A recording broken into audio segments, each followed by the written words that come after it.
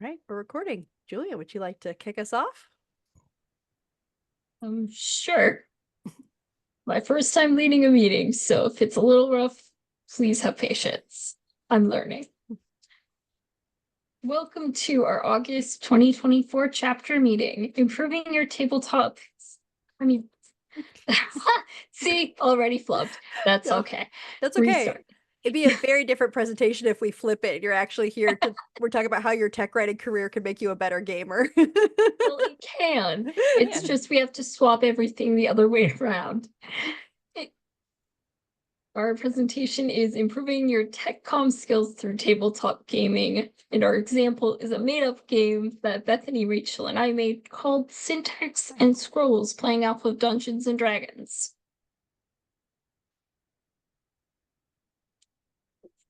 Welcome from the Florida chapter of STC, the Society of Technical Communication. We may be based in Florida, but we welcome members and guests from all across the world.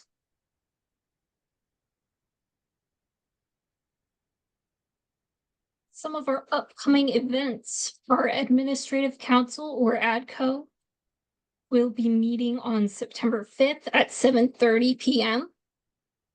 If you want to join us, even if you're not part of ADCO, please feel free. Our next virtual networking social will be September 11th from 7:30 to 8:30, and the topic is lifelong learning in TechCom.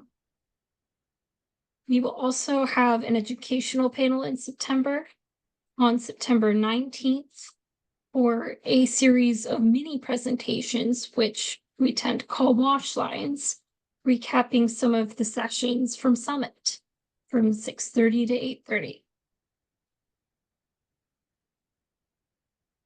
If anyone needs a job or has a job at their company that they need to fill, please contact Nicole Lundquist, our employment chair.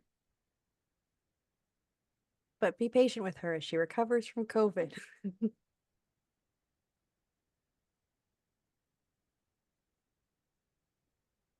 We have all kinds of volunteer opportunities at the chapter.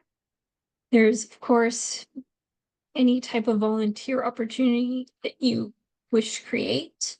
We're open for you making a new role if one does not already exist. And those that do, make them your own. If they don't fit you, change them. And if you're looking to get published, I'm always looking for new articles to publish. And got a little blurb to put in chat for you. Just email me whatever you've got, be it specifically TechCom or it happens to be about technology and communication. Then send it my way. I'd be happy to publish it.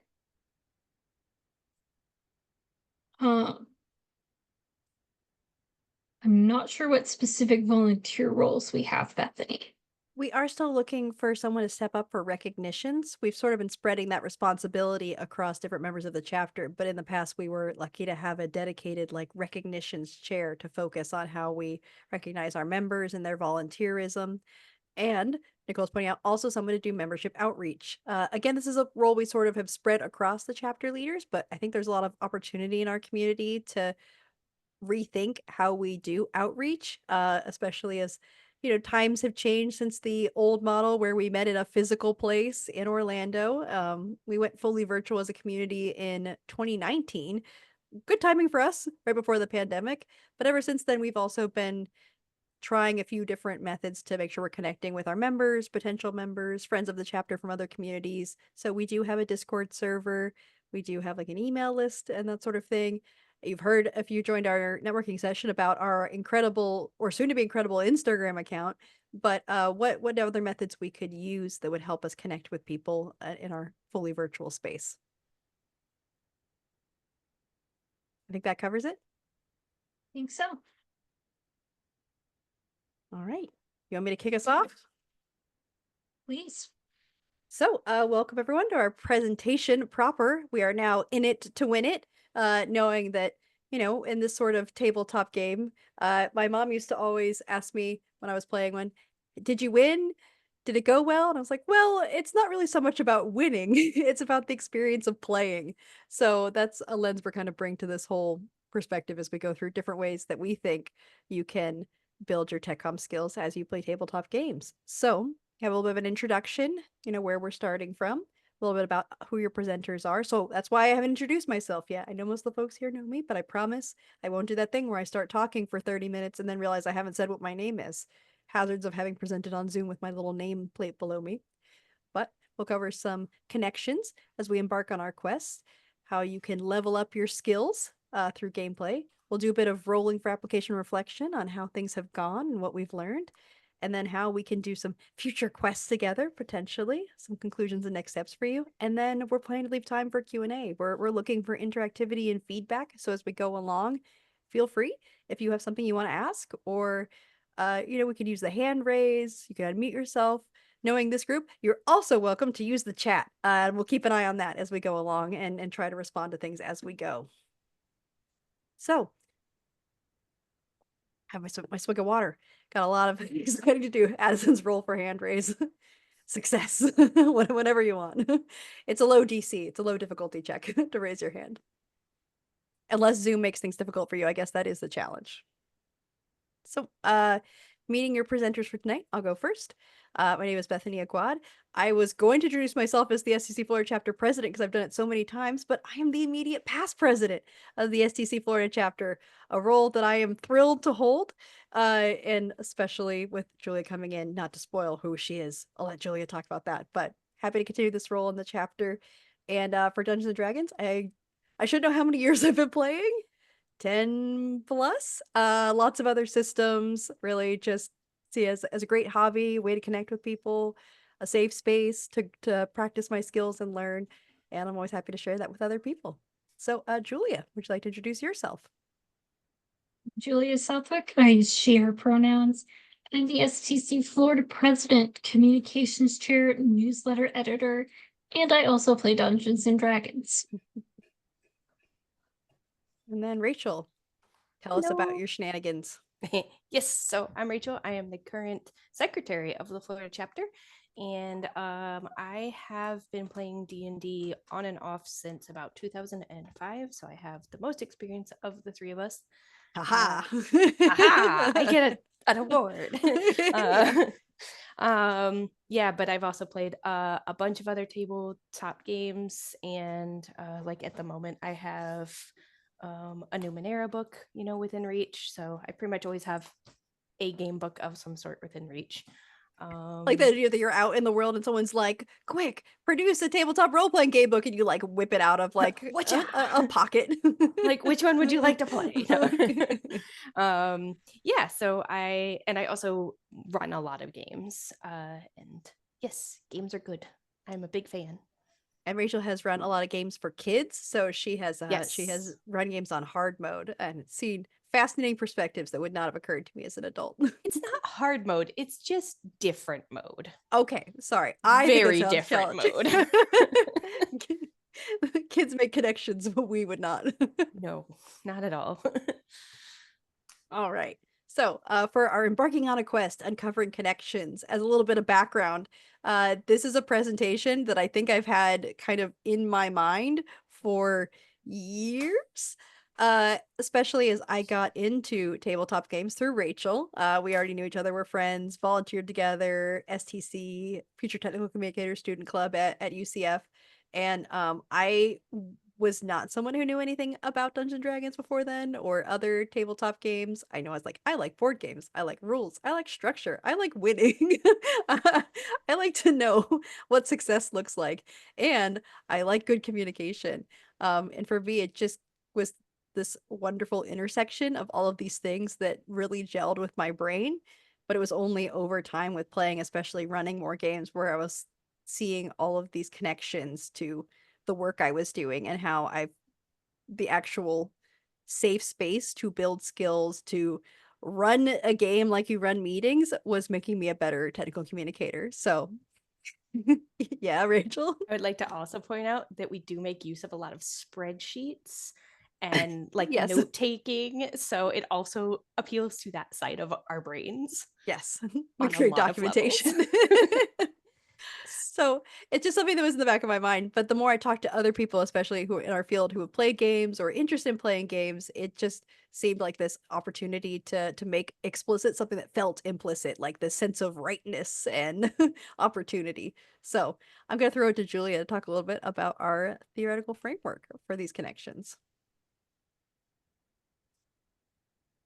There's a lot of overlap between the two different sets of skills, and we can highlight those, not just the overlaps, but how you can build your skills in a table on the next slide.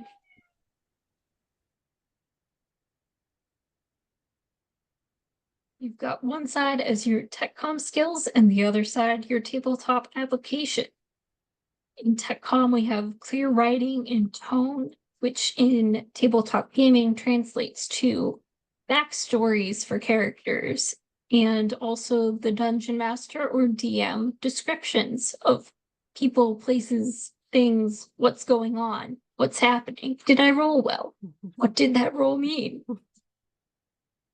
And of course, we've also got our subject matter expert or SME interviews, which would be your NPC, non-player character, conversations, and role playing.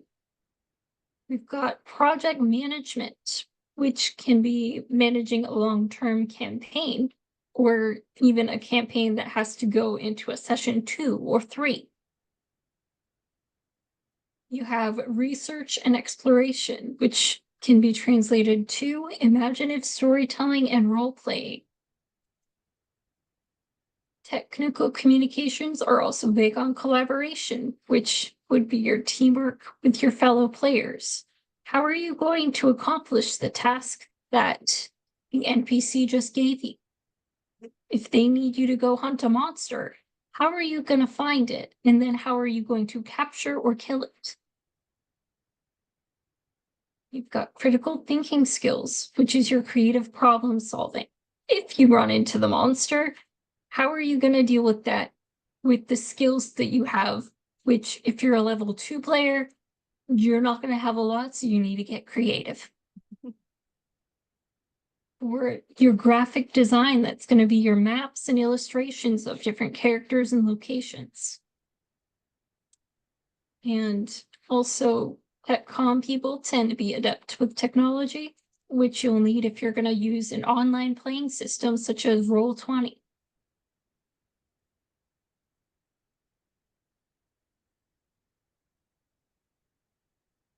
Next, we have leveling up, skill development through gameplay. There we go.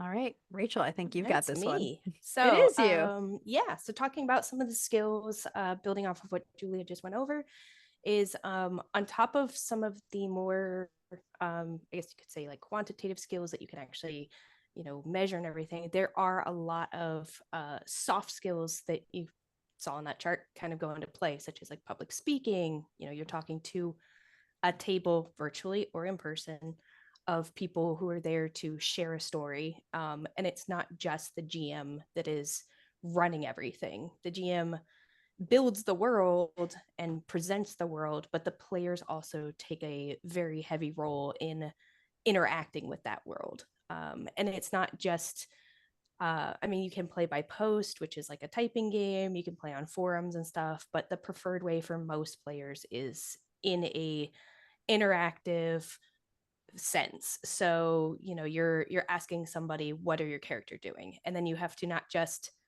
think about what the possibilities, thank you DM or thank you Julia, like not just what the possibilities are, but what are the possibilities are for your character. What would your character do? So you get to kind of step out of your own headspace and go into another technically fictional character's headspace, but it's a good chance to learn some like empathy. It lowers your inhibitions for exploring different reactions to fake events that you wouldn't encounter in the real world, but you get to see what kind of adrenaline rush you get from fighting a dragon that you are never going to fight in the real world because no dragons hanging out. that I know of. So it's a great way to just learn to kind of hone some of those soft skills that you might not feel safe or comfortable doing in a more professional setting. And it gives you a chance to explore and kind of tweak them a little bit and get a better feeling for your voice and how you can present, make eye contact, table etiquette, things of that nature. But in a safe space that's also fun and very engaging because gaming, we like gaming. All right, so what do we have? So how to play. This is a very high level how to play, and you basically have a scenario, response, resolution. So the scenario is your game master. In this instance where we're going to play in a little bit, Bethany will be your game master. She will guide you through the story. They will present to you a scenario. They usually give you all the initial tools you need to assess the situation and create your response. So from there, you create your response, which is you tell what your character is going to do. Great example is you're in a room.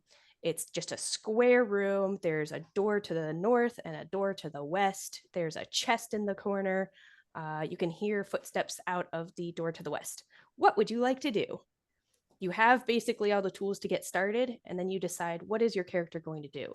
Are you a loot driven character and you're like, oh, I'm going for the chest? Are you a as the term we tend to use is murder hobo character and you're like, I'm taking out whoever's on the other side of that door?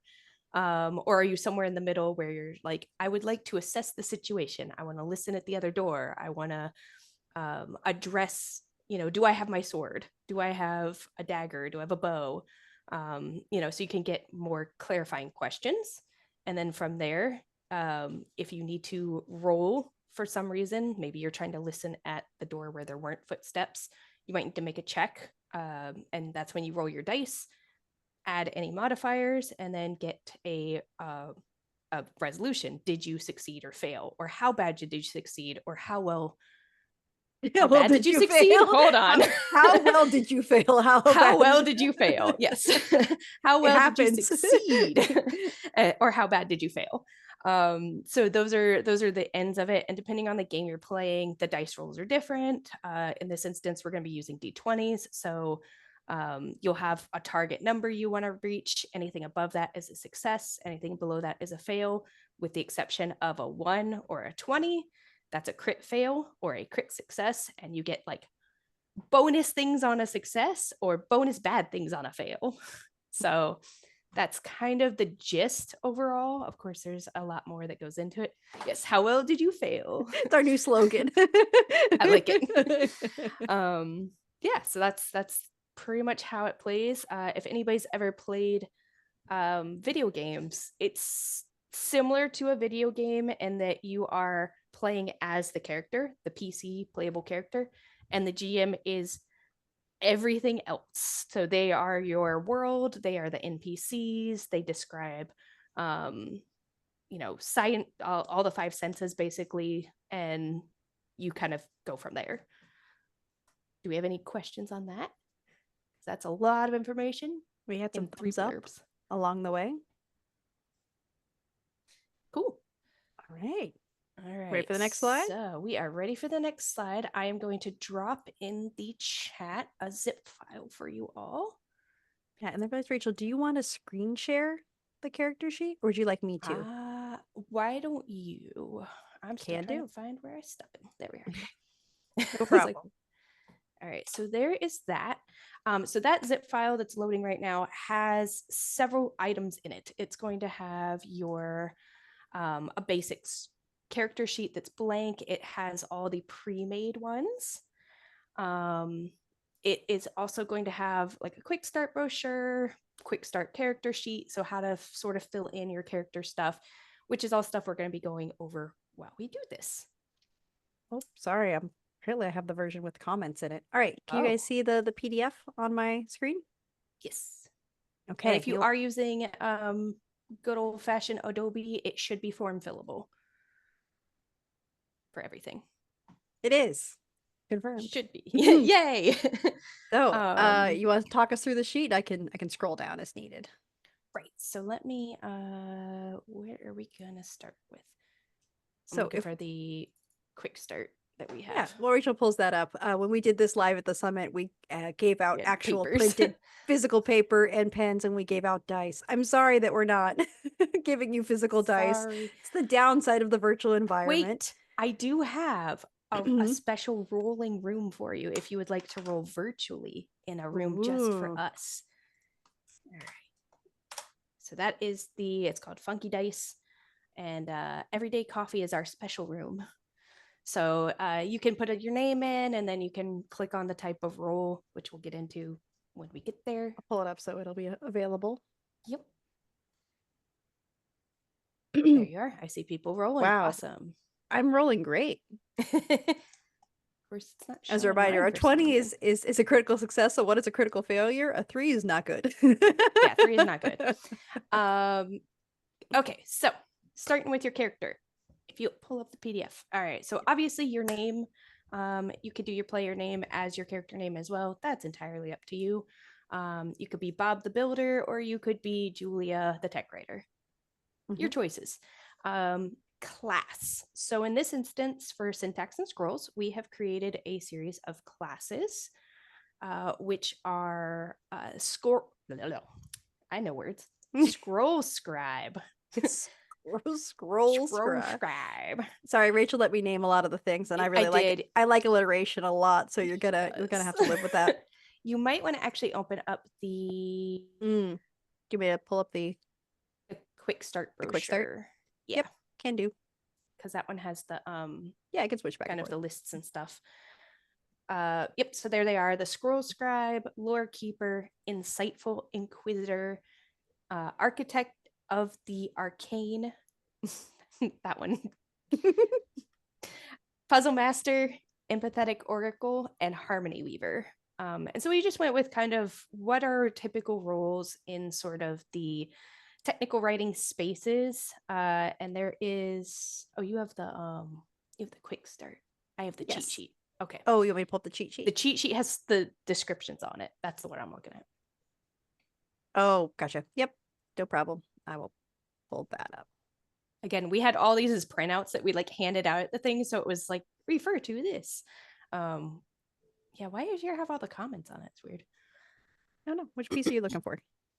Oh, I was just gonna go over the like little descriptions. Oh yeah, here we go. Or give people a chance to look at them. Sorry guys, we were pointing at physical paper. We're doing Yes. it live on the digital stuff. Like, how does this translate differently in virtual than in person? So based on just the titles alone, you might see or hear something that's like, oh, that sounds like a class I would be interested in.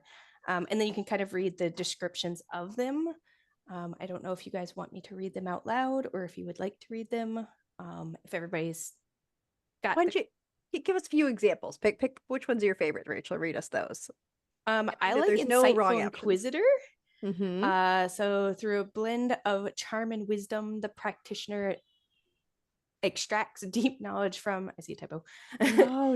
Even No one from sees us fixing it live. I know, from even the most reticent subject matter experts, turning their insights into accessible wisdom. So this is like kind of the person that goes out and does all the like information gathering, talks to all the SMEs, and that's reflected in the 2 skills, interviewing and critical thinking. And then You want to explain what the attributes are a little bit? Maybe? I can. That's the next one, I think. Oh, No, okay. that's like 3 down. Okay, never mind. Keep going. I'm interrupting. I'm getting ahead of myself. I'm all Getting all enthused. excited. Yeah. So the different classes we tried to group with their skills, attributes, and magics and feats. You can see all of the magic and feats. Say pick 2, which we'll get to in a second. But the attributes are sort of the six skill groupings that we went with, or I guess using the word attributes again. Attributes. Yeah. It's like the core qualities of Qualities, the that's a character. good So word. it's like what are the things that you're good at and how are you best at them? So it's the core like underlying stat that drives the rest of your abilities. So if you're Exactly. good at clarity, that means you are better than the average person at that. You are innately more skillful, and that's something you can build with experience, time. If we're looking at this sort of like a real world analog, because one of Yep. the fundamental ideas for this game was we were gonna run like a D&D light. We're like, no, we'll make tech comm D&D Yes. because that seems fun for us. Right. So yeah, each of these classes, we basically went with what main skills would that class sort of have attributed to it, as well as what actual, well, I guess attributes would be assigned to it, and then what skills as well. As well as you get to pick a couple extras. So if you are looking at your sheet, your level, we would put approximately how many years you have been. You could do either in your current career or just in the tech comm space, because there's a lot of different things you can do in tech comm, and a lot of us have moved around between different niche areas of tech comm. So it could just be your general tech comm experience. How long have you been doing this? So for me, I would put 12. And then industry is what current industry are you in? You could also put what industries you have been in if you would like. It's entirely up to you. Or you don't have to put an industry. You could just say, I'm here. Yeah. The idea is this could be a representation of you or of this fictionalized version of you. It's entirely up to you, like Rachel said. Right. And then experience points. I don't know how we determined that. I don't No, think we were ever leaving it finished that. open. That was if we were going to be Okay. able to run more than one thing. Okay, that's just what I'm like, I in don't have a theory, note if you on this. continue playing, you would get Yes, experience and you you would would get be able to experience. continue leveling up.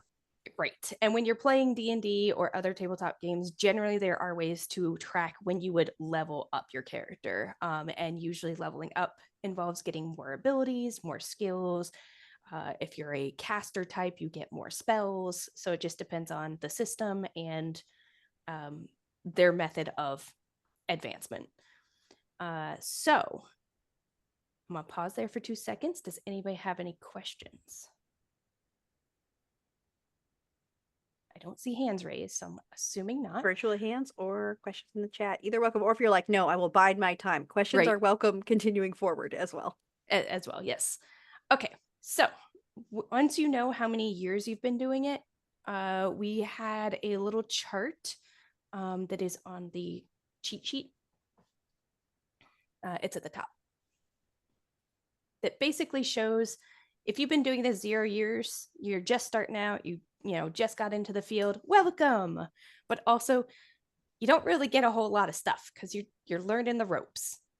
Just like with any new adventurer, you haven't really gone on your adventures and seen what's out there and collected that knowledge or those skills. So you don't really have much. But if you've been doing it a little bit of time, you have what's called a proficiency bonus increase. Proficiency bonus is how proficient are you becoming at stuff. It's not a specific attribute. It kind of is generic. So as you're going through your tech comm experience, you gather all this knowledge that you can kind of just, squirrel away and that you have for later. And it kind of collects. That's sort of your proficiency bonus. Whereas individual skills are individual skills. Critical thinking, writing, editing, those are hard skills. Proficiency bonus is more like your generic bucket. And it adds to those, basically, right? The more it time you have, onto them. Yeah, the better you get at all the things you are good at. Exactly. How well do you fail? I mean, yes. How well do you fail? So as you progress, so 1 to 5 years, you get a little bit more proficient at just general navigating the STC space, the tech comm space. No, just STC. Just STC. 5 to 10 years, you get additional attribute points, however you want to say that word. And that basically is, think of it as you've gotten more into your specific class at this point. Maybe your Bethany, what class would you say you're doing? Oh, I think I was going to do Insightful Inquisitor. I know you picked out that one too. I really like that one. I like that one. I love asking questions. So I like it has a blend of charm and wisdom. It makes me feel like I'm doing something really special. Right? When I'm like, so. So you can see what their starting attributes are, and then you can work to say like, oh, I've really worked harder or worked hard to improve in my creativity. So you might put one of your points there. You might put 1 point in your charisma. You've gotten much more charismatic. Your Oh, thank public you. speaking That's has so nice of you to improved. say. Or I wait, are we talking know. hypothetically? No, you Oh, okay. specifically. Thank you. Thank you. Thank you. So that's where you could put your points, but that's a personal thought of like, where do you think those extra points are going? Where do you think you have improved, or your character in this case? A And question. then Yes, we got a question from Yeah, Kelly. question. I'm trying to follow along and fill out my sheet. Yes. So for the additional attribute points, I've been in the industry like 25 years, so I get 4 points. Does that mean I spread those 4 points out among the attributes, however I feel they Yeah. go? You can spread them, or you can Or- dump them all in one. You'll be like, Okay. I am the most creative person Yeah. that has ever existed. Right. If that's Not where you really, feel but- like you spend a lot of your time, you could say it's all in. I'm all in at this one, or however you feel it applies. Okay, and then for proficiency bonus, I typed in the number, but do I just put it in the proficiency Yep. spot like that? Okay. Yeah, and Correct. it'll be used for your skills down here. Yes. Oh, okay. And then what about additional benefits, or are you going to get to that? I will Not get trying to to, that. not trying No, to you're rush you. good. Sorry. You're Kelly's good. like, no, I need to know who I am. Let's get cracking. I got She's like, adventures to I'm go on. I gotta figure out on. what to do with my 4 points now. You're like, but I want to make the right choices for my points, right? Right. I Right. played And D&D once about 40 years ago, so I have no memory of this. well, especially because this is totally our own. So whatever Rachel you wanna call it. custom made this sheet and everything, by Did. the way. Um, Can we pause? We got a good question in the chat saw. from Addison. Yes. So Addison asked, how do you see these exercises support, supplement, lead into a writer's professional development Mhm. conversations with their manager? Like, how does it scale from general thought exercise to hardcore professional aid? That's a great question. I would say that as someone who has run games, I can see a lot of crossover in how it can tie into your professional development, and just going with the idea of like, how they always say to kind of spin your resume a certain way, or use action words and things. If I were to put this onto a resume, it would be very much like led a group of peers through critical thinking exercises and problem solving. So it's that kind of, you can say, I've done a lot of these things, maybe in a fun setting, but it definitely crosses over. And like Miranda just said, it's leadership and creative problem solving. You are definitely touching on a lot of those skills that are needed for the professional world. And there's ways to spin it, I guess is the way to word it. Yeah. Right, Bethany? I have some thoughts on that, but Yes. Miranda has raised her hand and I would love to Yes. hear what she Yes, has I to want to hear say. what Miranda says. Because Miranda has thoughts on that too. Like, the thing about it is when you're in your professional situations and and there's what I call the pie formula, which is performance, image, and exposure. And that's when I think that intrinsically just our personalities overall, not in all cases, because I think if I remember correctly, there are folks on this call right now that are like, I am not an introvert, but generally speaking, introverts sort of gravitate to this profession. And one of the things with introversion is it's challenging for us to self-promote.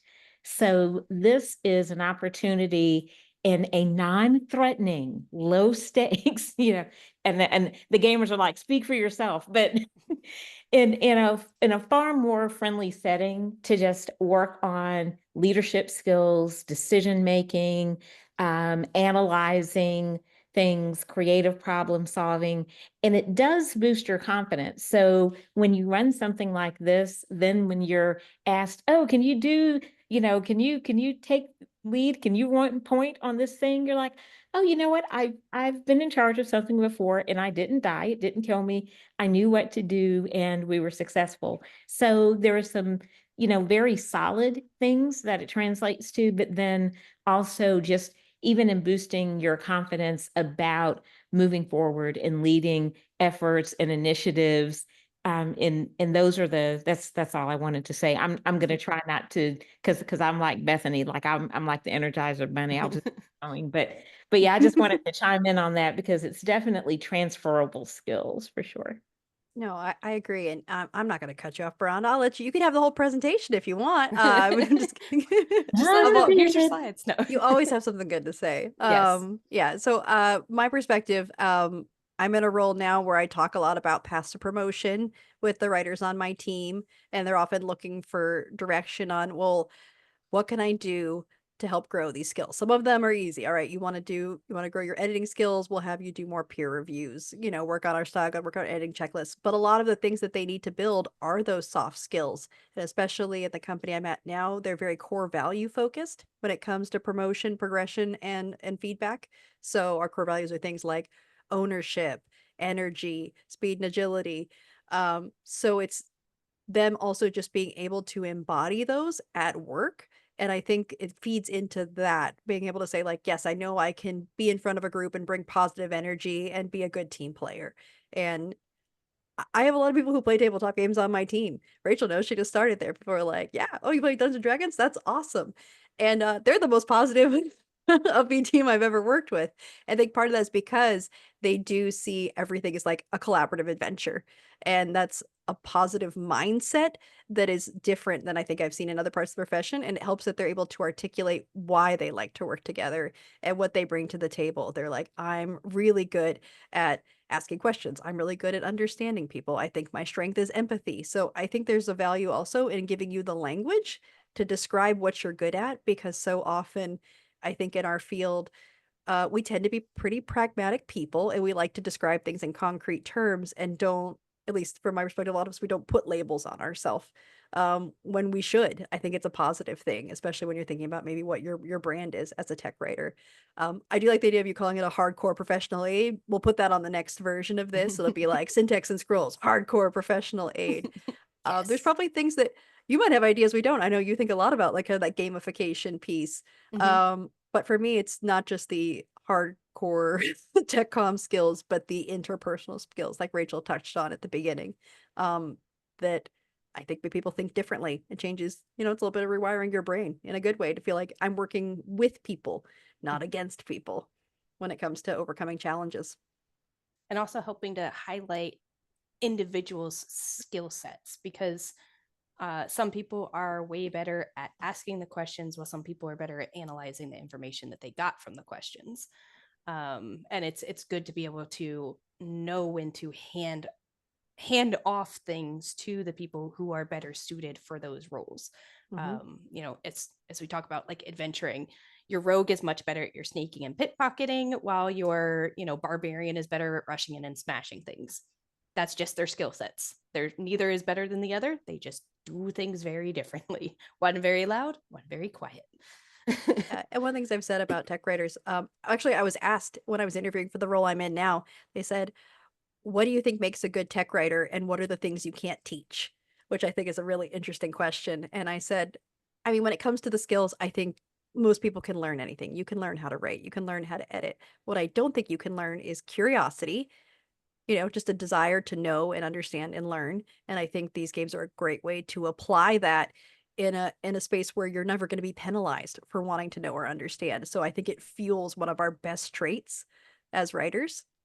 And the other one I said was a desire to learn technology, honestly, because if you don't like technology, you're really going to hate tech writing as you go forward, in my opinion.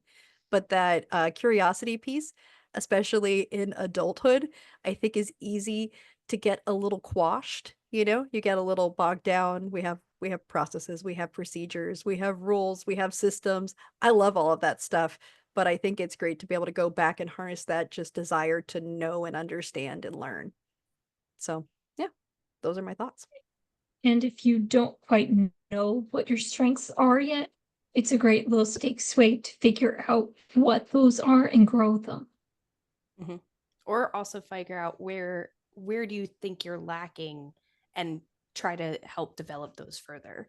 So if public speaking is not your thing, great way to start, because we like to call on you as a GM and go, hey, what is your character thinking? Or, what is your character doing in this moment?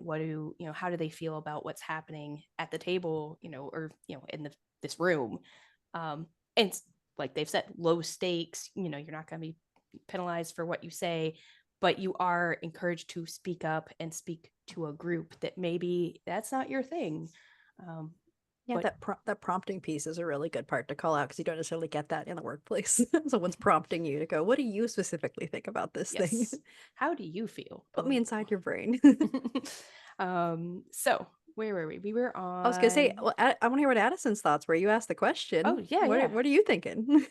Maybe Yeah, so I was thinking of like this as like, your technical, like I think in this group we have like a range of like technical writing ranges, but I'm thinking for me personally, I go back to my company, I have these awesome like spreadsheets and stuff that you guys can put together.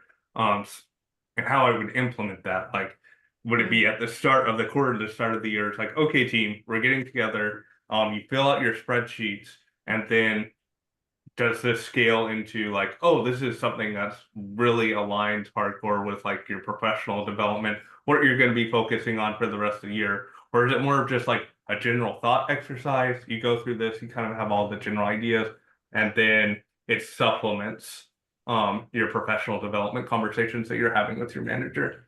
Yeah. And especially with like within technical writing, sometimes the like moving from.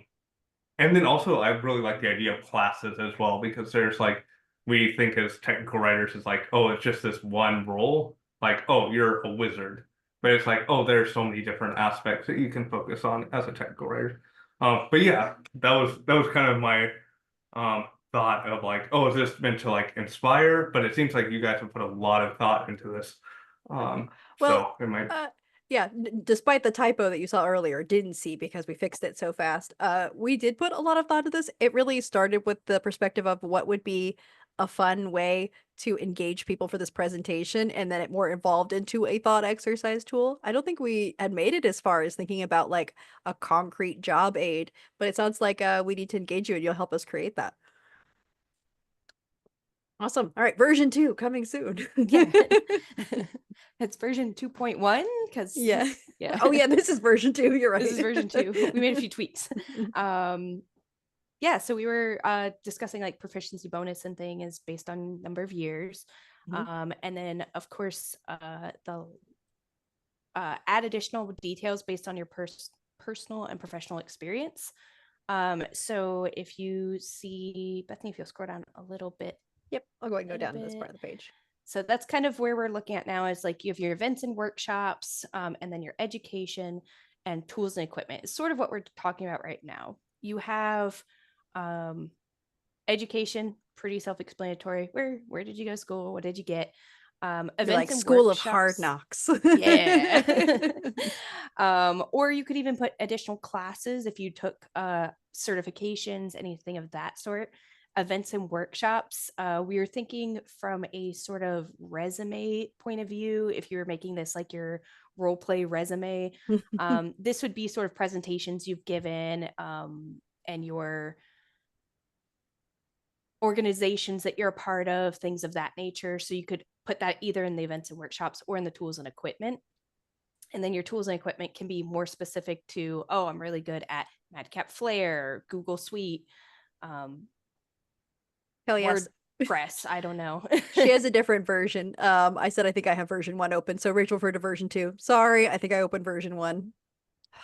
I need better control. Oh, you're right. Yeah. Yep. And my brain didn't even register that, even though I did update all that. Yeah, that's right. Once again, tech writers will catch any mistake or inconsistency you make. That's how I'm gonna get free editing in the future. I'll just put everything into a slide and run it through an STC presentation, and people will beautify everything and make it perfect. So Addison asks, is there multi-classing in Syntax and Scrolls? We didn't design the idea, but we didn't decide on it because we weren't sure exactly how it would work. But I don't see a reason why there couldn't be. It would just have to be discussed and figured out. We'd have to make Uh, multi-classing rules, or you'd have to have something inspired by that, so you don't get all of the Right. bonuses of 2 things. But Exactly. we did talk about it, and people have asked. They're And like, Kelly, you have the well, correct version with guilds. Yes. yeah, I have the old version open, but since we've already got it, I don't want to back out. I don't know how it got the old version. I thought I swapped them all out. No, it's okay. We're moving ahead. Um, We're good for now, right? Everything else is basically the same. Yeah. Ignore or rather, point out the inconsistencies of the chat, and you get a gold Yeah. star. There, you get an extra No, you point get of experience. Yeah. Yeah. 10 points of experience for every error you catch in the chat. Hey. Mhm. So then you have description could be just your basic, however you want to do it, either a physical description of what your character looks like. You could do a description, sort of like a backstory idea. What, where did you come from? Where are you going? What are your goals, sort of thing. And then your traits would be, what did we decide for traits? Personality traits. Just You know, personality this is traits. it's more for loose role playing. This isn't like It's for mechanical. loose role playing. And then the last part would be your magic and feats. And that is the where are those written out on here? There it is, at the bottom. So these are things that when we get into playing, these are sort of your extra bonus things that you're like, oh, I took this, like one that got used a lot was elixir of adaptability. Yeah, sorry, we made a broken game. It's a too broken powerful. one. But it's just things that you feel like you have developed these abilities or magic and feats to the point that you're really good at it.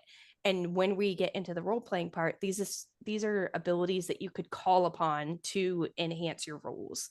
And we'll get more into how that works, but basically it'll give you advantage, which we like. Advantage is good. Disadvantage is bad.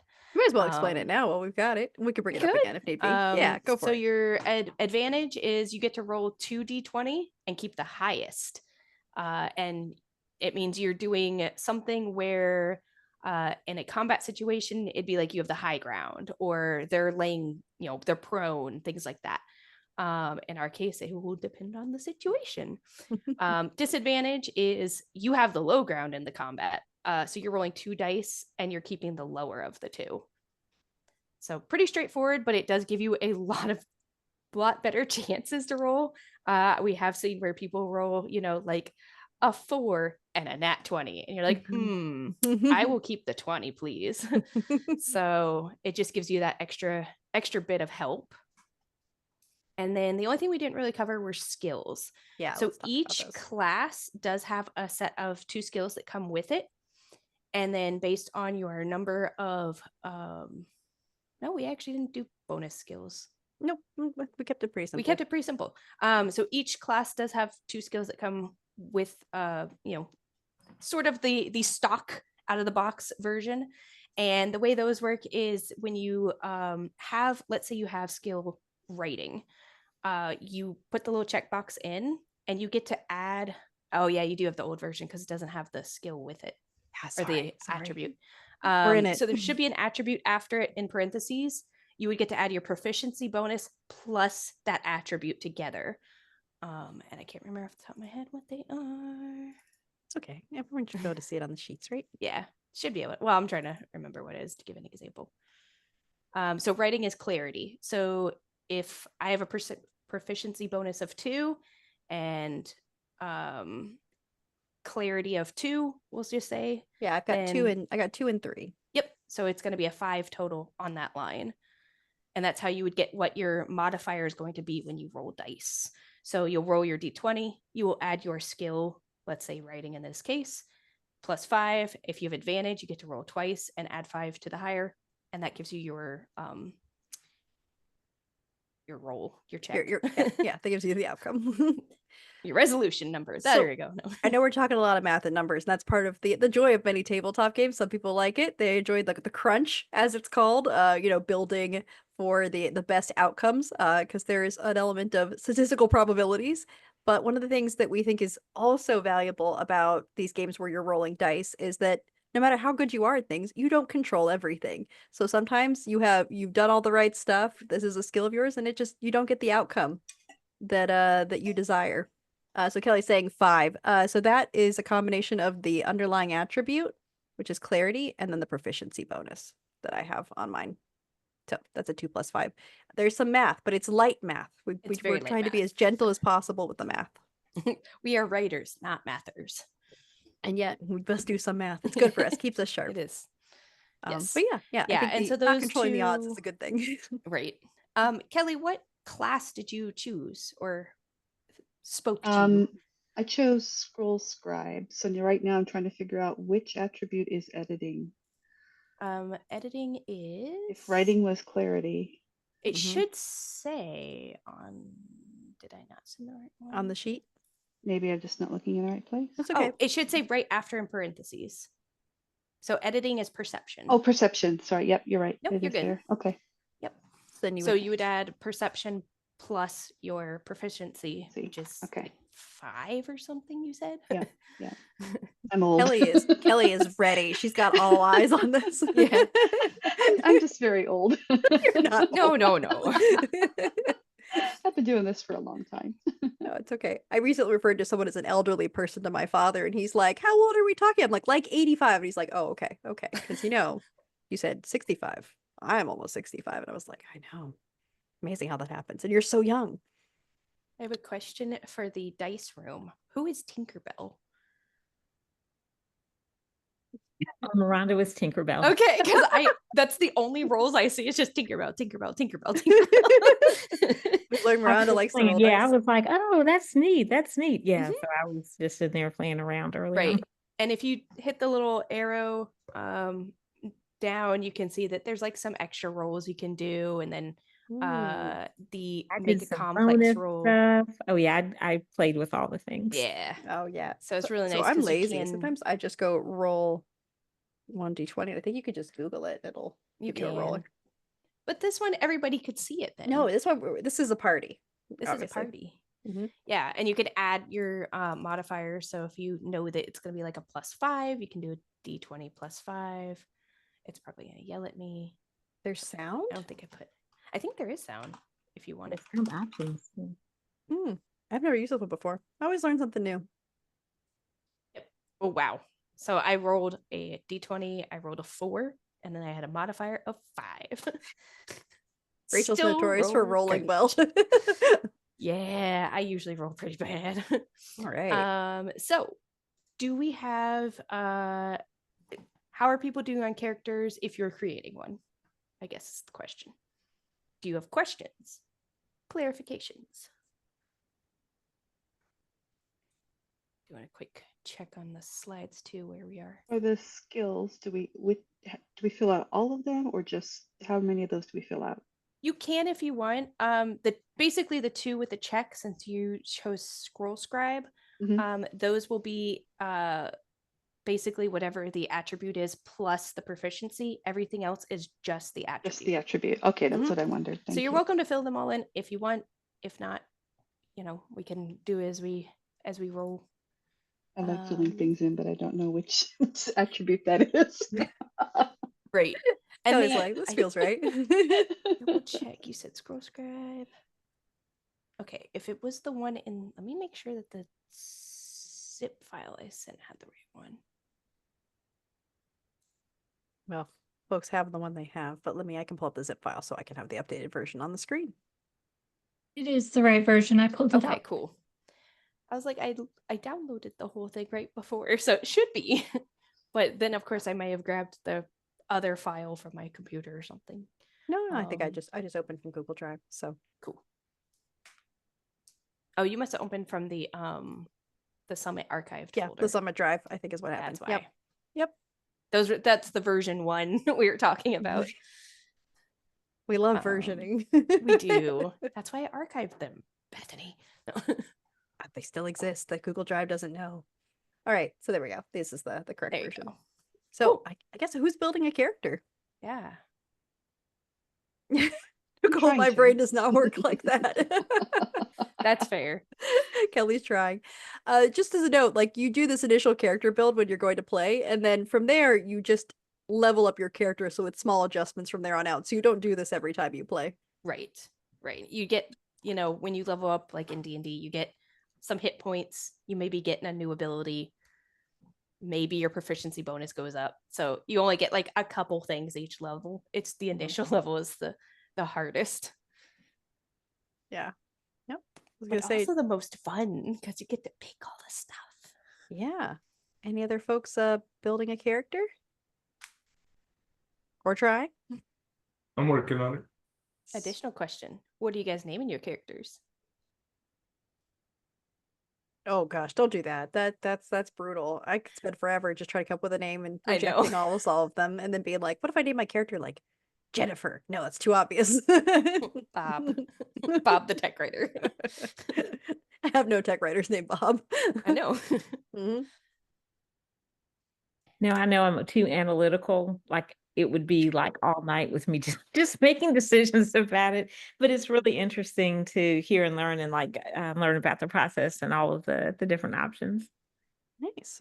Well, I think we'll give a few more minutes, and then we were actually going to do some gameplay, some scenarios Yep. that you folks can try out. Bethany, if you want to go back to the spreadsheet, sorry, that thing, yes. The slides. Slides, that's the word I wanted, and go down one more slide. That's kind of the Whoop. Sorry. whoa. Scroll Sort of the wheel. breakdown of what you'll be filling in if you guys just need a reference for a gist. Mm-hmm. Thanks, Jessica. Thanks, Miranda. Bye. Have a great night. And I'm going to take 2 seconds to refill my water cup. Okay. Yeah. Well, in the meantime, we'll give a couple minutes. And I'll ask Julia to regale you of the story of her first article for Intercom. Well, that actually goes back to, I think, our very first project as mentor and mentee. Mm-hmm. I wanted to write a thing, but I didn't know what. And Bethany had a backlog of, hey, this was a thing I wanted to do, but I just never had time. And I said, okay, let's do that. And it was tech comm, and Dungeons and Dragons. And how are they similar?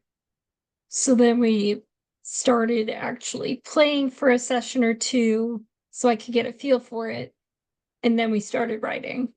And that ended up becoming a very long article on Memo to Members, which I can share with you, but it's probably going to give you a pop-up saying our SSL, the S part of HTTPS, is currently broken. But I promise it still lasts. We're not trying to steal your data.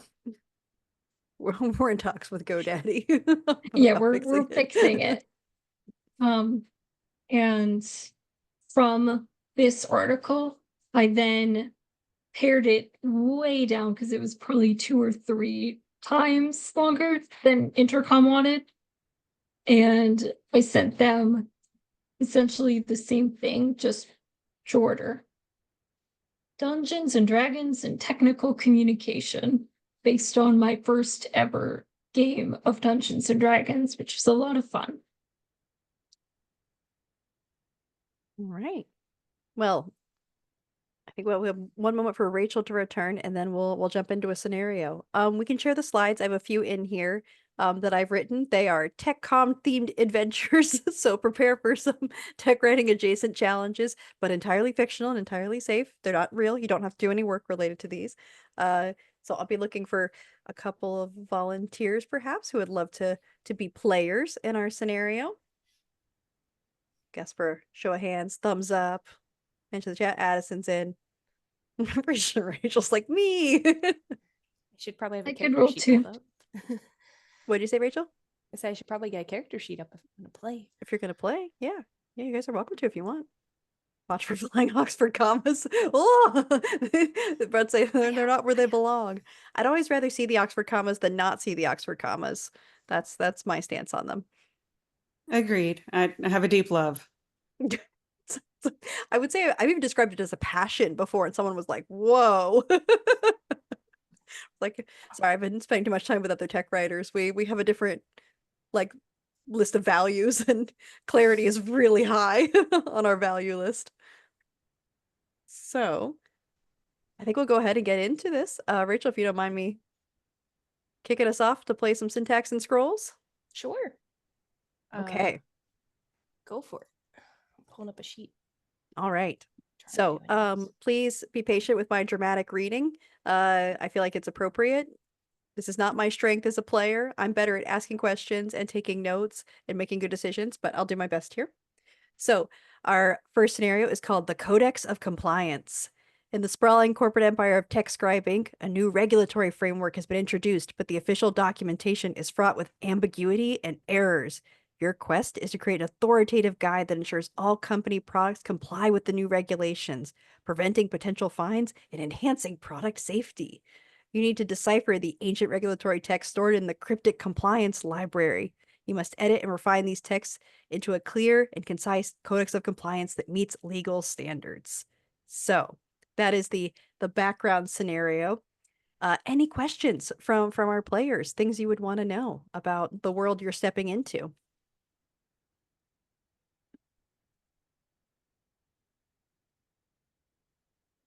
Snag it, hammer. Is that a proposed item for Madison? All right, I got any volunteers for questions, or you ready to hear more about your first obstacle, Addison? Oh, I guess I was gonna be we're gonna learn about it. All right. So the first obstacle that your adventuring party of technical writers are going to encounter is the Vault of Vagaries. So, in the dimly lit, sprawling halls of TechScribing's cryptic compliance library, your first challenge as adventurer lies within the enigmatic Vault of Vagaries. This ancient vault, sealed behind a massive door inscribed with archaic legal jargon, holds the original texts of the new regulatory framework. However, the texts are encrypted with the ancient language of legalese, a dialect known for its convoluted structure and baffling verbosity. To access the Vault of Vagaries, you must first decode the door's inscription to understand the conditions for entry. This requires translating the complex legalese into clear, actionable instructions. So, adventurers, what would you like to do? What questions do you have? I could Kelly, start. let's say, Kelly, were you talking? No, Yourself? just to myself. Oh, No Sorry. problem. You're always welcome to talk to yourself. Yeah, if you want to, we'll hear. So my character Pips is an insightful inquisitor. I imagine Pips is kind of new to the field, but they're enthusiastic, and they like talking to people. So you're extroverted, like Mhm. me. I am gonna go try to find somebody who might have knowledge that I can like lean on a little bit to at least start this. Okay, so you're trying I to want to find a consult an expert. SME. You're Yeah. going to search for a SME. All right. Well, based on the skills Pip has, Pip or Pips. Pips with an S. There's a few different PIPS. skills we could consider. But it really seems like maybe a charisma related sort of attribute. I was thinking some interviewing maybe. Yeah, I think Asking interviewing is the right way to go around. because you're trying to find the right person, not just any person, right? Exactly. So I would like to try to find a SME to interview. I didn't pick any magic or feats yet, but That's okay. I will Well, you want to find pick some real quick? those. In the meantime, this all of these games are considered to be a collaborative effort, right? The whole team is participating. So if you have something you want to ask, share it. You also can offer suggestions to other players. Right. And you could think of it as while Pips is out trying to find somebody to maybe get help, your character could be doing something as well, so that then we all would, come back to the meeting room and go, okay, here's what I have. Here's the plan. Here's the plan. Here's the resources we've got. So let me go ahead and finish looking at the stuff real quick. Yeah. Addison? Can I roll for perception? All right. So are you describe to me what you're doing. You're doing some looking around. Yeah, I'm at the door and I'm looking. So I'm rolling to see if there's anything I perceive. Okay. Yeah. For At our the door. skills list, I'm trying to think. Do you feel that's more of like probably not audience analysis, but if you're assisting Pips, maybe that's a collaboration role? Yeah. Yeah, I think that makes sense. Go ahead and if you'd like to roll on our room, let's see how it turns out. Okay. So you would just roll a d20 and then add whatever bonuses you have for collaboration. A D20. Okay. Yeah, you do roll other dice in D&D at other points, but they're mostly for damage, and we're not having you do any violence in our game. At least that's not our intention, just to be clear. All right. So as you rolled a d20 and your roll was an 8. I'm afraid that there were some distractions that came up along the way. You're in a physical office, perhaps, as you're near these vault of vagaries, and someone has collared you and asked you for a status report on this other project you're working on, and you weren't able to spot someone to help Pips, with the SME this time. But you might be able to try something else later. Yeah, Rachel, are you ready? I am. And as I was finishing up my character, I went with arcane research and collaboration charm because I figure I'm very outgoing. I like to, work with people. So I'm hoping I can use my collaboration charm to maybe do the, hey, lead person, do you know who would be a really good SME that could maybe help us on this? You're like, To and get who's some who's got some advantage. bandwidth? Who's got some bandwidth right now? Yeah, I think you can get advantage with your collaboration charm. Awesome. All right, so You're I rolling will on interviewing. get interviewing is my charisma, which is a 4. All right, guys, get ready for my awesome rolls that are not awesome. It could happen. All right, D20. Did I roll? No. I don't see it. Yeah. Hey. Whoa! Whoa. And Whoa, I only added 3 for some reason. But it did a really cool graphic. But it did a really cool graphic that I've never seen before. So, and why is that, Rachel? because it was a critical success. I really hope I did that right. Yeah, that's awesome. So so a natural 20 is, at least in the way we've structured the game, an automatic success, and usually give a little something extra because it's statistically unlikely you're going to get one. So congratulations to Pips. I think not only does this this person you were charming offer up a resource that's would have the knowledge, but they might even have some additional capacity right now. Their project is completed. It's kind of a slack week. They've got time on Sweet. their hands. Maybe I bribed them with a bag of peanuts and a Diet Coke. I was gonna say reward, but bribe also works. That's what I used to do with my SMEs. So right now, if we're trying to access the vault, you need to decode the door's inscription to understand the conditions for entry. Right now, you have a resource that has background in this field. They know legalese. They are available. They've got some capacity. Is there any other actions you'd like to take or ways you'd like to prepare to translate the legalese? Kelly went with scroll scribe, right? Yeah. Yeah. I mean, if they can translate it, I can write it. So into you're like, something we can understand. so you're like, I'm standing by. I like it. I like it. Addison, you got something else you want to try? I know you were assisting Pips with trying to spot someone till you got collared. Those project managers, they need their updates sometimes. I guess, yeah, do you guys have any like hints for me? That's like What class did you go with? Unfortunately I got this because I was that's why I was asking about multi-classing, but I'm also an insightful inquisitor. No that's So problem. maybe we can yeah. Yeah, I think that's great. Maybe there's something you could do. Oh, good night, Nicole. Have a good Hi, one. Nicole. Feel better. I think there might be an opportunity to use some of your critical thinking skills, perhaps, right? Since that's a strength of your class, we've got kind of the interviewing direction of trying to find someone to help you. But maybe there's some additional documentation you could find, other resources. Maybe you're like, you know what? I want to upskill a little bit. I'll spend some time studying myself. Maybe I can contribute, to this endeavor. Those are all options on the table, or there's other ideas. I don't know if Kelly, Rachel, you have other suggestions. I was saying maybe there's some previous documentation, though it might be out of date, that is available for using. You're searching the shared drive. Maybe Yeah. there's something out there that can help you. Something on an old team website, that's I will look into the shared discus. Yeah. Okay. There you go. Gaze into the shared discus. All right. So the sphere of knowledge. yeah, so I assume you're gonna do, well, let me move that around. You're gonna do a little bit of your critical thinking. And do you have any magic or feats that you'd like to use to assist you? Not necessary, but just in case you've got something that would be good for this kind of analysis and research. I didn't catch earlier. How do we choose the magic and feats? What do we do with that part? You just pick 2 that you like. Oh, okay. Simple. Yeah. No mathing for that one either. There is the descriptions of them. I can drop in the chat, I think. It's in that other document, right? Yeah. Yeah, it should be in multiple of the documents. Yeah, we should probably combine into one document where you're trying to make a nice printable version.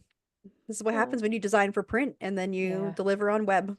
Well, we you know? also did the brochure that we were handing out to use as like, hey, teaser, come hang out It's with true. us.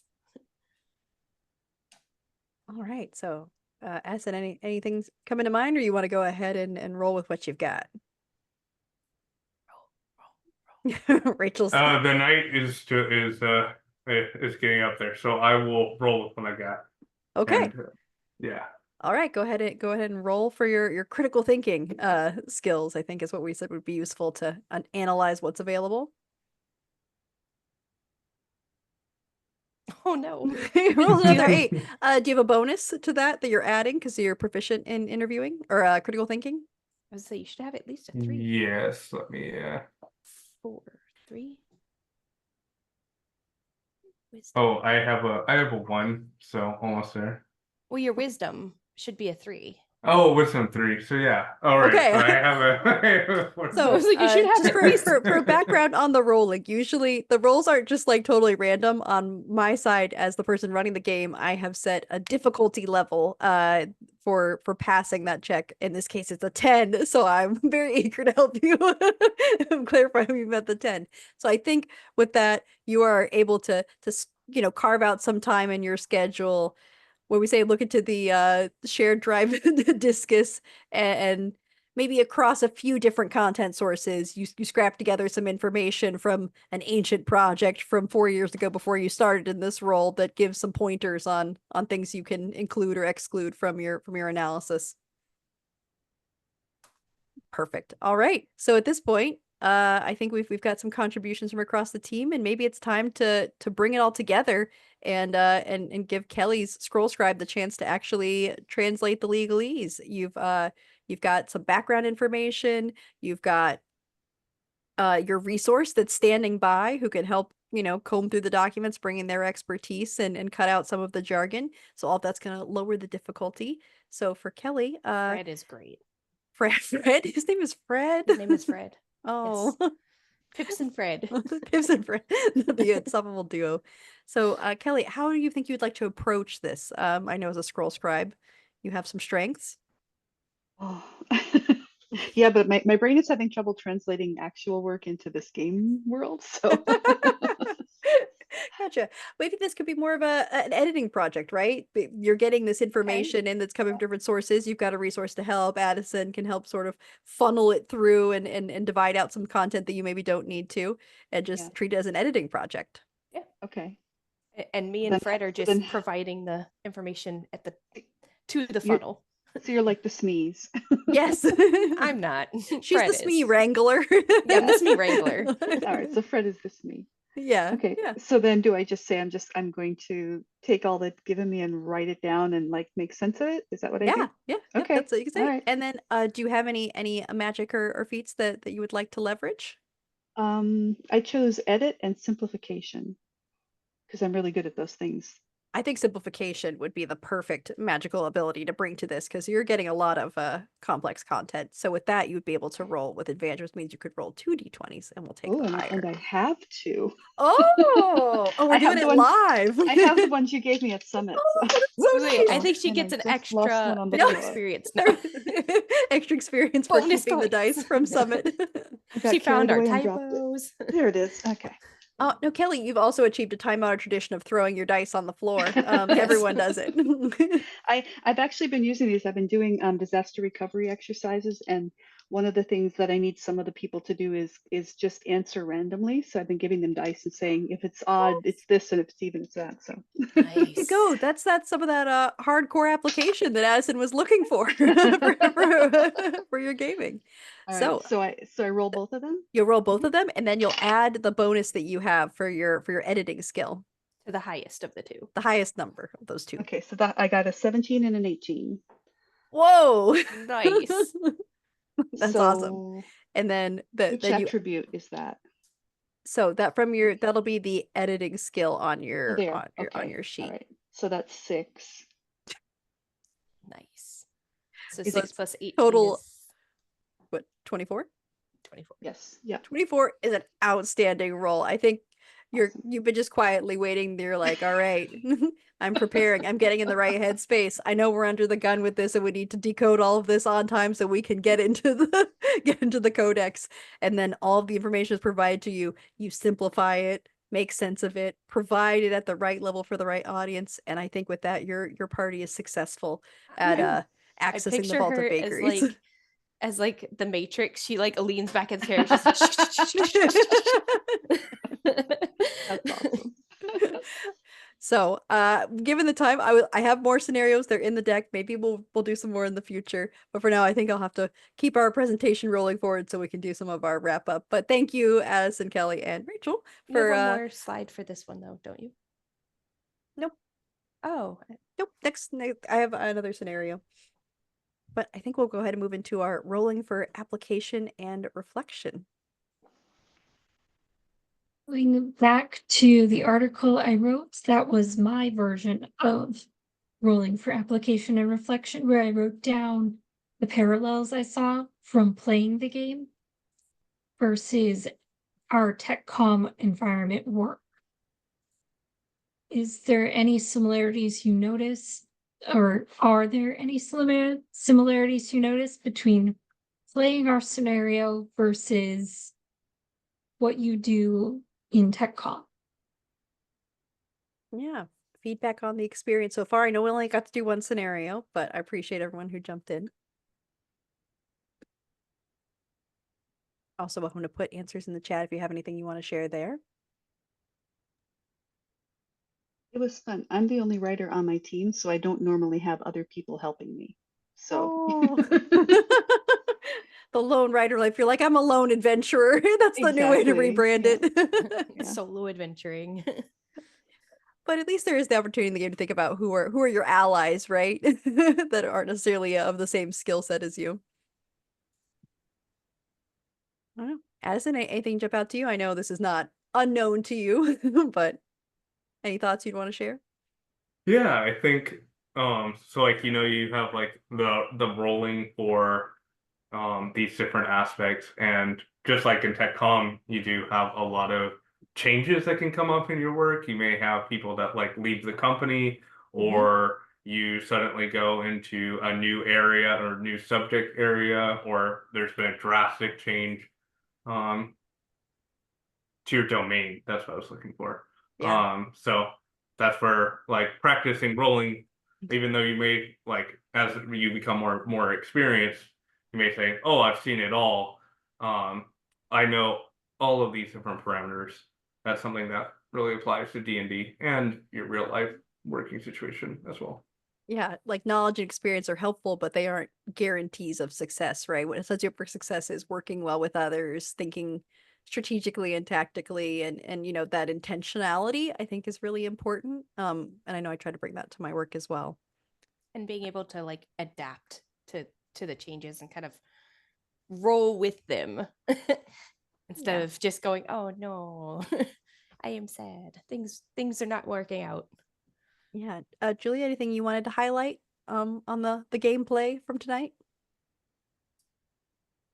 I wasn't fully paying attention to the different rules, but I know we had 2 nat 20s, which that is really good. I had some good rolls. Yeah. Yeah. And I think we solved this adventure faster online than we did in person. So that's also actually, something. that is a good takeaway. Yeah. Yeah. It's also a smaller group. So I think giving people a chance to, sit back, reflect, and think. I don't know about you, but I also do think I work really well online. I miss seeing people in person, but there's some value in the distance. Rachel's asking me what were your character names, if you had them. Your character names could also be your own human names, if you like. Yeah. Meet Kelly. Kelly's NPC. Adventurous Addison. Add some adjectives. Very nice. Well, then I think Rachel, you were gonna just kind of recap for us how we can apply these strategies going forward. Yeah. So as we've sort of all touched on, is definitely the collaboration side of it. Learning who has which strengths in your group, who you can call on, where the resources are. As we saw with our thing, Fred is our resource for our, was it Vault of Vagaries? Yes. And we have Kelly is the Matrix downloader, and Addison is very good at finding things. So, you know, knowing on your team who has what skills is really helpful, and especially who, on top of having those skills, is able and willing to share those skills, because with people being very, as you were saying, introverted and on the quieter side, typically in, sort of in our profession, some people aren't as interested in collaborating, even though it benefits everybody when they do.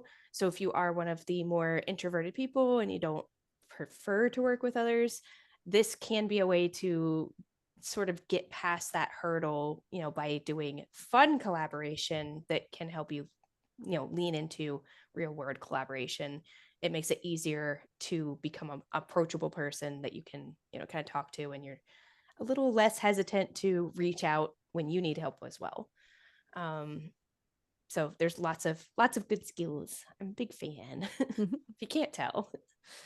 You're like, actually, no, I don't like D&D at all. There's no reason I do. didn't like teaching kids how to D&D because it gave them skills. What? All right, so just one of our final slides on joining for future quests. I know Rachel asked for some character names in the chat, so it's a great way to connect. We also have on here, we have our Discord, the D&D Discord. We have our Julia's on it. Discord that does also have D&D, and we can also, are we going to be starting those back up monthly or okay? Took so a we break for the summer. That's what I thought. So we do a monthly D&D session where we hang out. You can bring a character. It's usually on a weekend, and a couple hours get to play. It is a sort of rotating cast of very eccentric characters. I've played in a couple of them, so lots of fun. And then Addison did throw a question, if we have time. Yes. How have you applied these lessons to your career, if any? Have you integrated these approaches in your tech comm work or use it as a mental model for yourself? I can start with that. And I would if you say want to start. definitely. I do like to play a lot of games, but I love that. I think since I've started GMing, I can definitely see how it's improved. I'm still not great at public speaking and talking in front of people. As you all can tell, I say a lot of and like and stutters, but I think I've gotten better at either covering it up or moving past it. Whereas I think earlier in my gaming career and just in general my career, I would stutter or use the ums or the likes, and then my brain would just shut down. So it's kind of helped fill in that improvisation gap a little bit more, where I can kind of move past when I flub or, you know, kind of laugh and move on past it, which is great because obviously you're going to make mistakes. Nobody's perfect. It also is really good.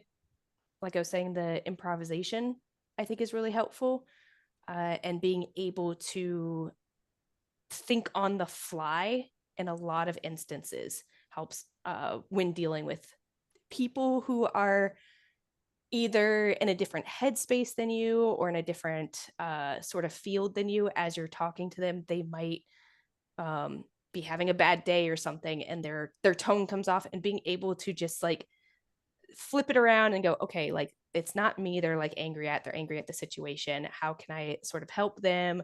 Let's see if I can work with them to move past whatever is the blocking point, and try to keep things light, you know, change the energy, all that kind of things. So I would say yes, I have used it. Bethany or Julia? Yeah, I definitely have a few different thoughts. For me, not to get too personal and self-aware, two of my best and worst traits, according to me and my therapist. But from my perspective, I think it's been good on the mental model side, like you called out, Addison. For me, reframing what success looks like. I enjoy fun, but at work, I take my work pretty seriously, and I have a sense in the past where I've gotten really bogged down, but what feels like failure or mistakes, and feeling a lot of ownership for things that were outside of my control. And I was like, I did everything right and I still didn't get a good outcome. Like, how can this be? How do I prevent this from ever happening again? Because clearly this is not desirable. And I should only make the best decisions and only get good outcomes. So I think being able to reframe these as challenges, opportunities, things to overcome, knowing I don't control the odds, right? I can only control myself, my knowledge, my experience, my attitude, and what I'm bringing to the table, I think helps me continue to move forward when I hit obstacles. And yeah, the kind of reframing that piece. The other, in the past I would always tell people like I'm not really a creative person. I'm not an ideas person. I love execution. I love getting things done. But I think I was really underselling my problem solving ability because I really not only feel that that's something I do well, it's something I really enjoy. I love being given like here is an opportunity, a challenge to solve, and here are your constraints. Not to be weird. I love constraints. I love knowing what the rules are. I open-ended stuff. That's why I always thought I wasn't creative because people be like, now go create something. Like, well, what do you want from me? How will I know I've done well? How will I meet the expectations? So being able to operate in that framework in my professional life, which I find fulfilling, but also give me a better way to articulate what I think I bring to the table as a technical writer and now as a leader in my professional experience at work. So yeah, I think that retraining my own brain, not to be dramatic about it, is probably the biggest takeaways for me. And I also kind of use it. One thing that you can do in D&D is it's kind of a choose your own adventure. What do you want the game to be? You could be treasure hunting, exploring, solving a quest, defeating a monster.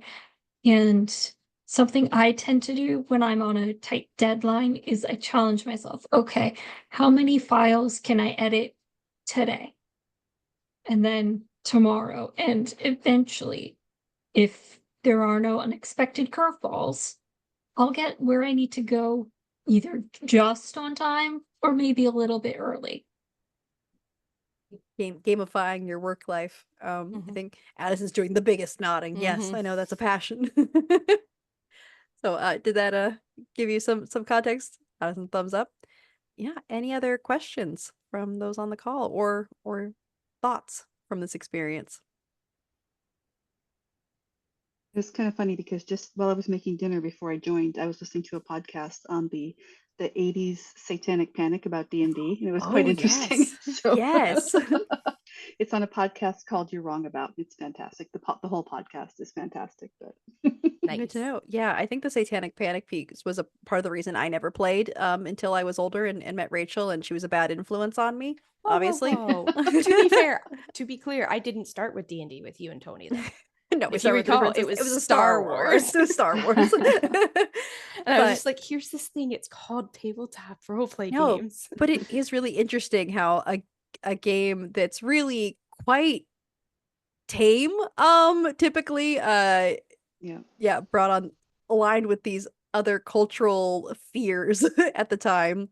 You know, that's what they were talking about in the podcast. Like they were describing the typical kids who were into it. It's like they don't do drugs and they're not very outgoing and they're very smart and they enjoy computers. And I'm thinking these sound like great kids. Like, what's wrong with them? yeah. They spend a lot of their time just sitting around a table They talking read a to each lot. other. How dare they read a lot? Right, How right. They dare read, they research. So they like to draw, right? There's a Yeah, lot yeah. of art around it, or paint, or right. How it's a shame that it aligns with all of these creative skills. So yeah, I definitely feel that that's a positive thing though, with a lot of these games becoming more mainstream, is shedding some of that stigma that held on for a very long time, Well, past the 80s. I should point out too that like when I ran the game with the kids, I did have to clarify to many of the parents because it is called Dungeons and Dragons, and we had a large Creole population. Yeah, I was like, what's the word? That attended my program. I had explained to them like, yes, it's Dungeons and Dragons, but you know, because in their culture, they like dragons are the worst. Like they are basically the devil himself. And I explained to them like, hey, just because it's called Dungeons and Dragons, there won't necessarily be dragons. I'm not like pushing anything, from a spiritual or otherwise, platform. It's a game. They're basically just going to be adventurers fighting monsters, collecting money, saving people. And I did have to explain this to parents several times. It is called Dungeons and Dragons, but it's not centered around dragons. It's just, that's the name of it. Because they were very concerned, oh, what are you teaching my kids? What are you teaching my 8-year-old? So ceilings and angels. Keep it light. Floors and earthworms. There we go. So yeah, but and we didn't even get into all the extra stuff like table etiquette and safety tools and no, that's when we do our full work. workshop, Rachel. This is our this is 3-day workshop. Please sign up. No. With that, we are at time. Thank you all so much for joining. Rachel has shared the zip file of these materials. You're welcome to use them. You're welcome to email us questions or find us wherever you might online. We're not too hard to find.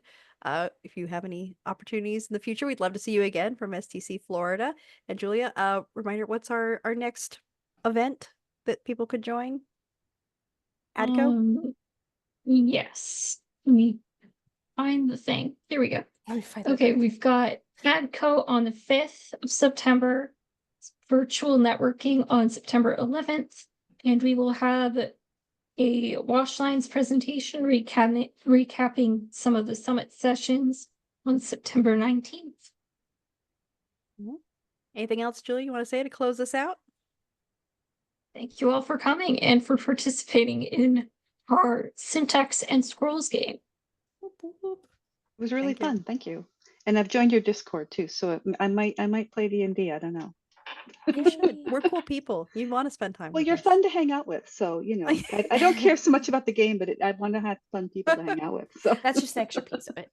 Yeah. And I did want to point out that we have spitballed a little bit about touching on other systems, because there are so many other systems out there besides just D&D that are different, genres, different feelings. Brindlewood Bay is Murder, She Wrote meets Scooby-Doo with a sprinkle of Cthulhu. Then there's like Stealing Stories for the Devil is you're running heists to steal weird objects that are creating anomalies. So there is a game for everybody, no matter what you're into.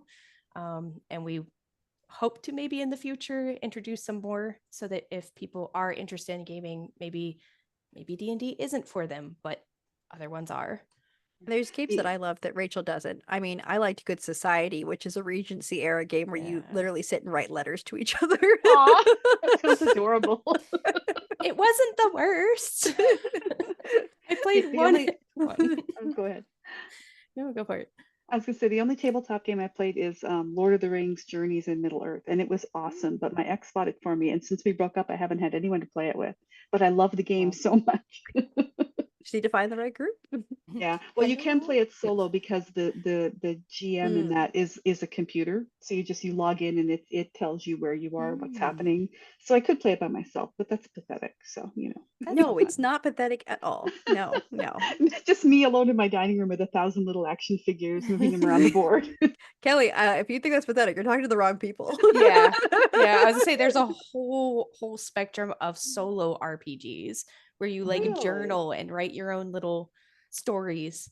Oh, I didn't even know that. Yes. Yeah, or there's ones where you just journal with each other. Like you journal back and forth. So yeah, there's everything. It's a whole world. We're recruiting. Welcome. Join us. We are not a cult.